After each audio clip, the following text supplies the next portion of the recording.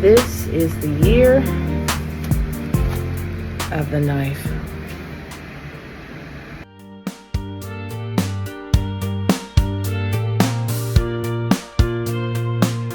This is going to be a relaxed atmosphere. It's the weekend. I don't want to put a lot of emphasis on making this perfect because that's not what this is about. This is about a testimony and sharing my double jaw surgery experience. So I know I've released episodes 1 and 2, and you're probably like, where in the world is 3? Well, as the expression goes, life was lifing. And if you know that expression, you know that simply means that's literally a whole paragraph worth of explanation that I don't even have to say because you're going to fill in the gaps for me and give me grace. It is the grace of Jesus that I am sitting in this chair, ready to serve, ready to tell you about my double jaw surgery experience. And as I suspected, the cat is trying to get in the room. Hold on. Yes, sunshine. You want to say hello to the people? Say hello. Say hello. Should I let her in, you guys? A few moments later. So I was officially told that I needed double jaw surgery. And at that point, there was really no turning back. Now, was I afraid? I sure was. But in that moment, honestly, the fear of having the surgery clearly was outweighed by the need to have it. I knew I was in good care, so I didn't have to, ponder that part. My main thing was I needed to breathe, and I needed to breathe with a level of functionality that created a great quality of life. So what I wasn't prepared for, though, was the whole setup process before surgery. So I want to talk to you guys about that and give you some insight, some true insight into that process. Okay, so let me explain this in regular people's language because I didn't know all the medical terms at the time.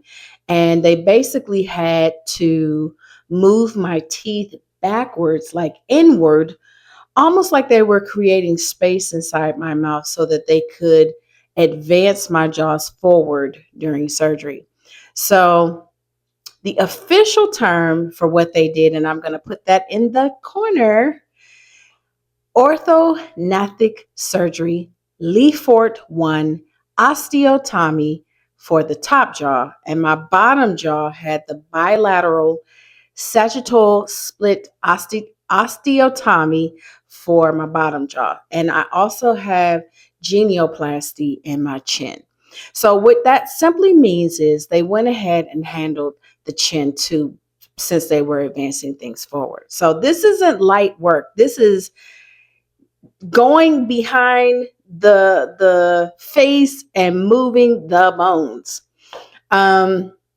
But I want to give you some insight into what that actually felt like. So it was kind of like your jaws were in this holding pattern, and my tongue felt like it was I used to call it tongue jail. So talking was hard. When I would chew and swallow food, I had to be very careful and intentional about making sure I chewed my food properly because that became a challenge towards the end. And on top of that, I had TMJ. So if anybody is familiar with TMJ, I'll put the description in the corner.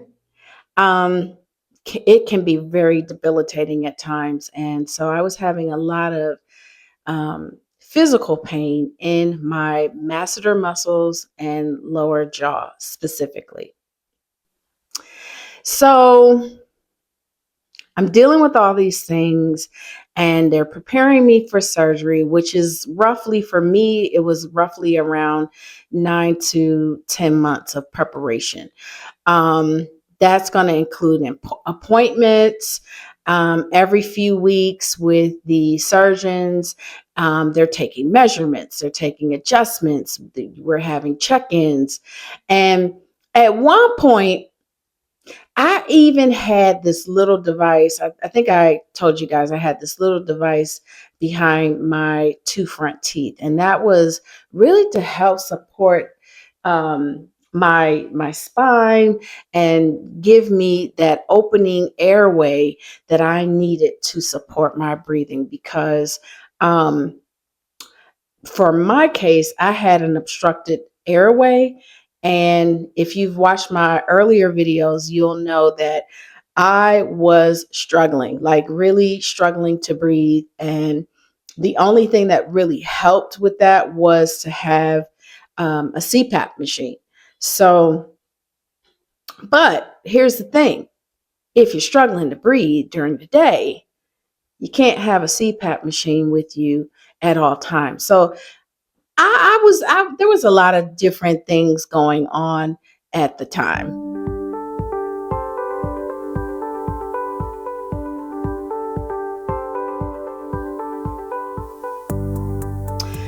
Surgery day. Okay, let's talk about surgery day. So typically you're going to have to be there very super early.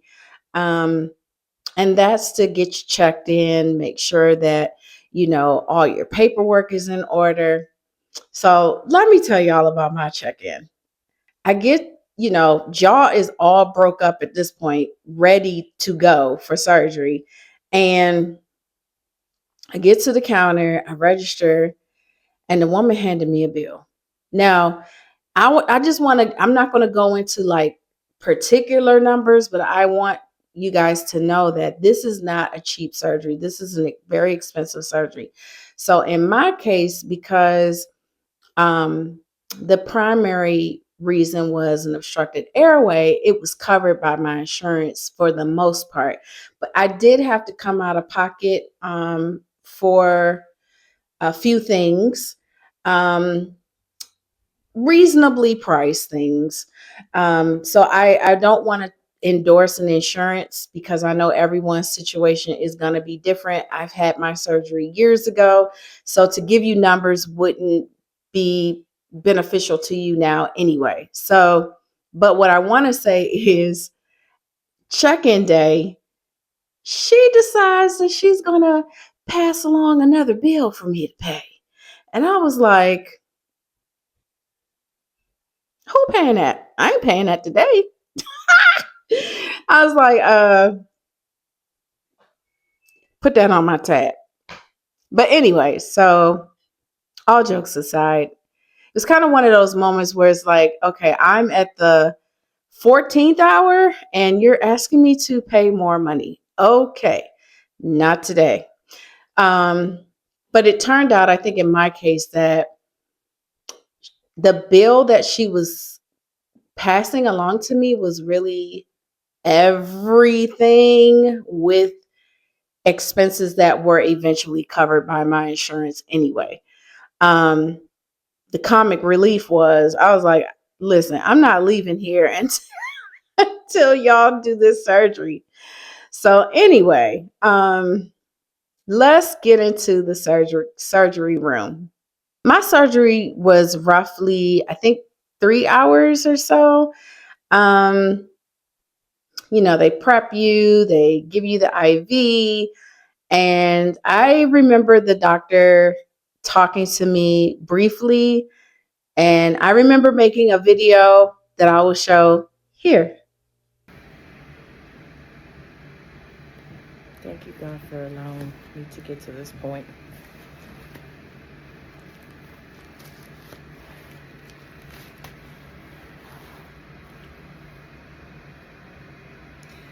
We're going to make it do what it do.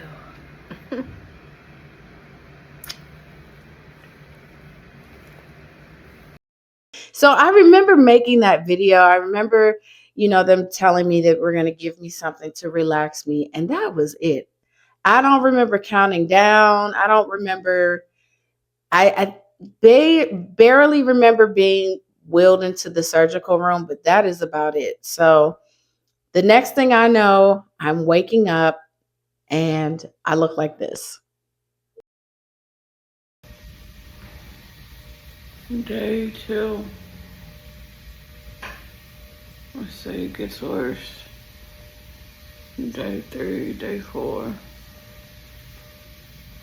I'll start to get better after that. Bleeding a lot. With me, I have on an ice pack. And I'm going to get them off once. So as you can see, I had the chin strap around my head. I got the IVs everywhere, and my head felt like an inflated basketball. I'm gonna be honest. But my first thought, because I was so concerned about what am I going to look like post surgery, I took out my phone and I ended the mystery right then and there. I wanted to see, but it was kind of hard to really gauge because, like I said, I was extremely swollen. We're talking hours post op. So there was really no way to really gauge what the results were going to look like. Um, I had very great care at the hospital that I was at, and I remember my first challenge was definitely food. So, I'm going to talk about some of the post surgery tools that I think will be most helpful for anyone that is considering this surgery. You definitely want to have these on deck. So, let's go through a few. So, first, we're going to have the large feeding syringe. That is going to be your best friend because your mouth, in some instances, may be wired shut. Mine wasn't, but I was so swollen, I wasn't able to open my mouth to eat. So, a syringe with the extension piece, you're going to want to puree your food, blend your food to a point where it can fit and go through that syringe. And that's really going to be what you're going to consume for quite some time. I think, I want to say, oh gosh, it took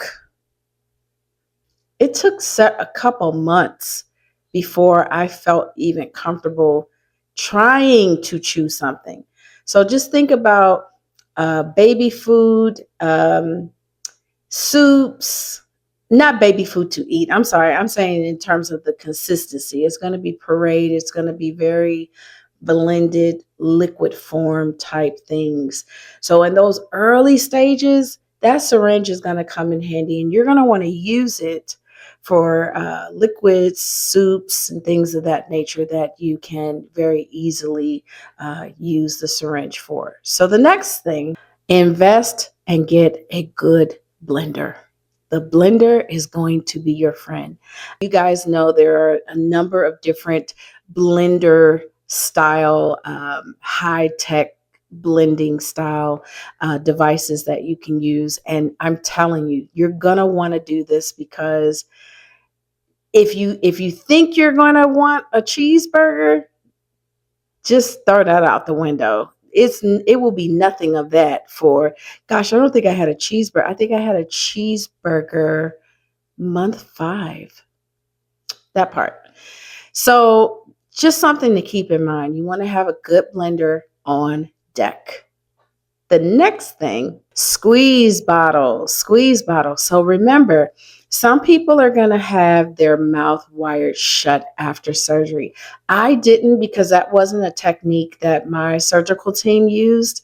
But what that comes in handy for is when you're trying to, because you can't really brush your teeth in the traditional sense, not yet. But what I would do is I would mix toothpaste in water, and I would use that squeeze bottle to rinse out my mouth. or put mouthwash in there to rinse out my mouth. And that's kind of how you have to do it for a little bit. Because you're not gonna feel like yourself. You're gonna feel very fatigued. There are gonna be family members and friends that are helping you those first couple of weeks. So things like that on deck is gonna be very, very helpful. Another thing I had was a very large lumbar pillow. It's very important during those first few weeks. You have to sleep at a 30-degree angle. They really don't want you laying down on your back.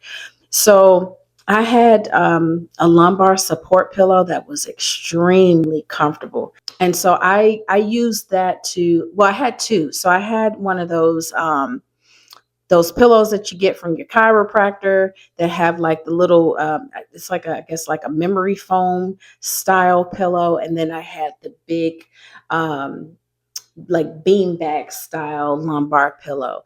Just something that is going to give you comfort so that you can get through those first weeks, because you're not going to be able to just lay down like you normally would. Soft towels, lots of patience. And I can't stress enough, when you're coming out of this is a major surgery.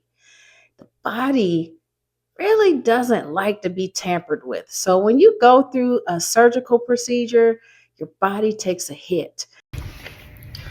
They say it's moments like this that let you know what you're made of. And so it's going to be very important to make sure that you have a strong support system to help you through those first few weeks, because it's going to be tough.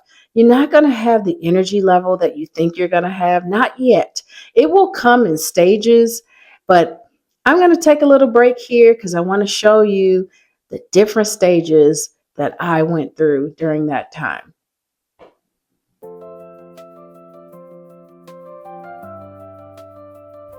Tomorrow, I'm not going to talk at all. I'm going to turn on this a prayer, and then I'm just going to text all day. I'm not going to talk at all. No, this is the worst so far. I don't know what's going on with me today, but I am on the struggle bus today. For real. It's not because I didn't want to. I just physically felt like I wasn't able.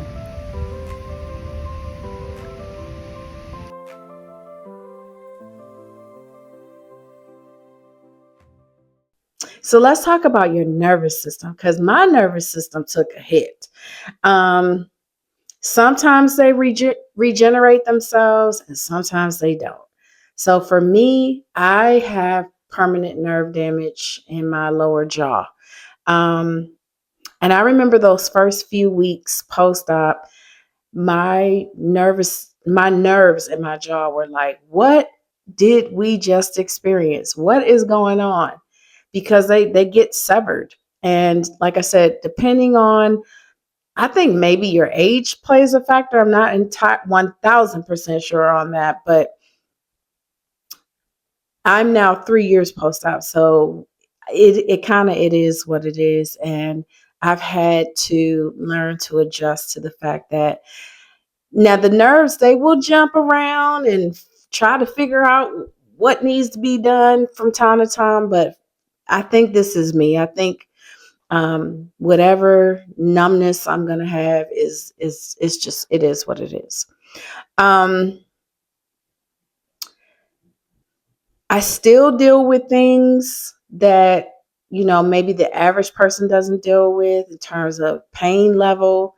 It's a very slow recovery, and I'm thinking maybe it would be proper to do another video about some of the very post-op procedural things that went on, because I had to essentially learn how to do everything all over again.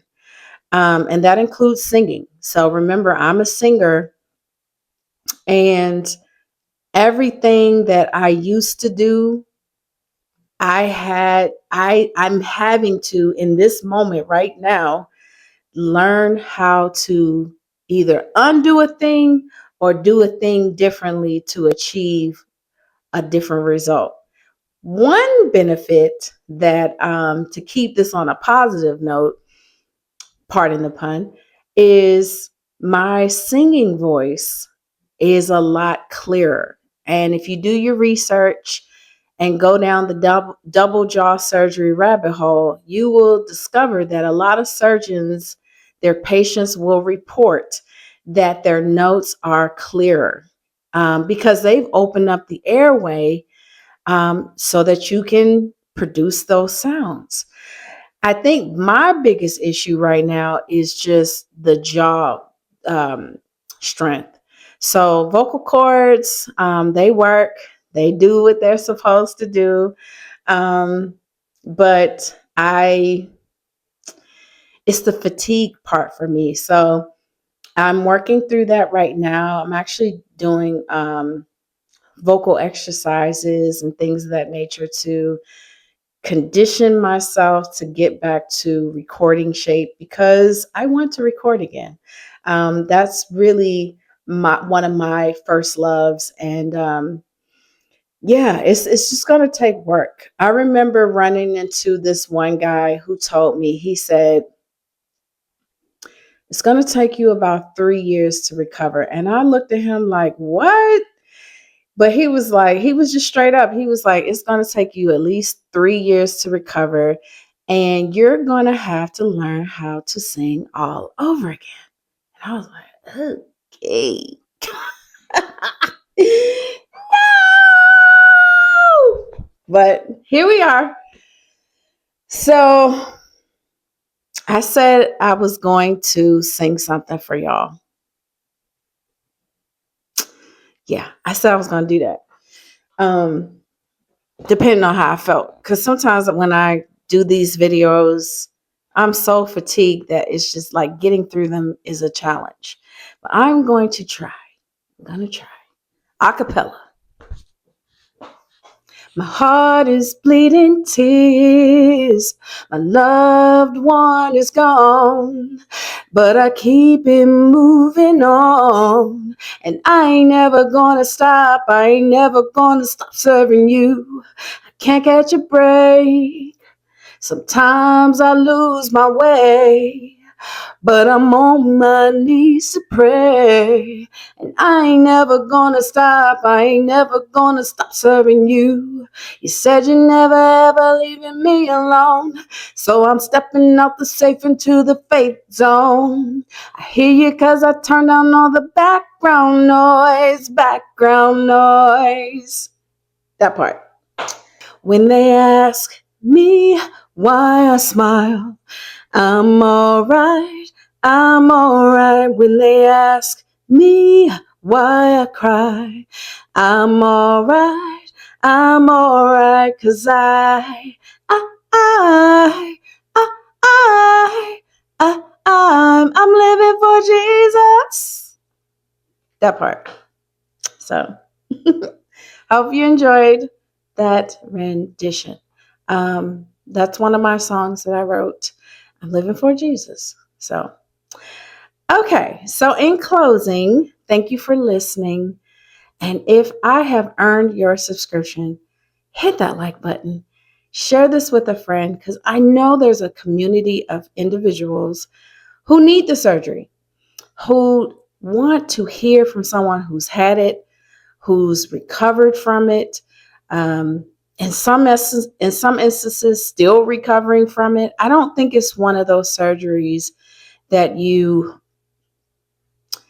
when you're my age, it's a one and done. I think there is a continuous healing process, one day at a time.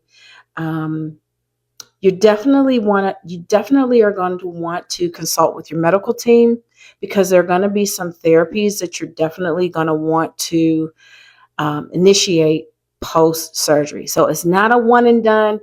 I got the surgery, I'm healed.